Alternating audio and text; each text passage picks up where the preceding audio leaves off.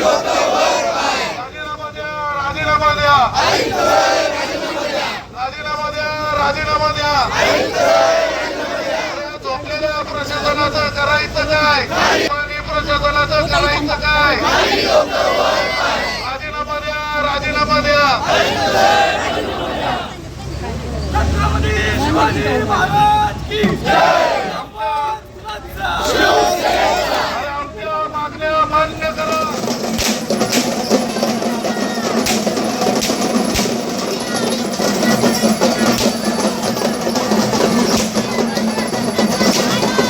मोर्चा आज जागर खरं तर झोपलेल्या प्रशासनाला जाग येण्यासाठी आम्ही आज या ठिकाणी जागर मोर्चाचं आयोजन करण्यात आलं होतं.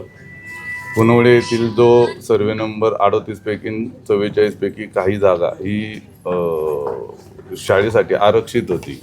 खरं तर ती जागा एका राजकीय दबावाखाली आणि एका व्यक्तीचा हट्ट पुरवण्यासाठी खरं तर ती जागा ऑक्सफर्ड या संस्थेला भाडेतत्वावरती अवघ्या 7 कोटी रुपयाच्या मोबदल्यात 30 वर्षासाठी भाडेतत्वावरती देण्यात आली होती.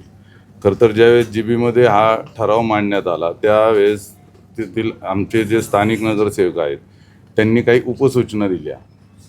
बऱ्याचशा भाजपच्या नगरसेवकांचा देखील त्याला विरोध होता. राष्ट्रवादीची भूमिका ही त्या दिवशी बघ्याची भूमिका होती.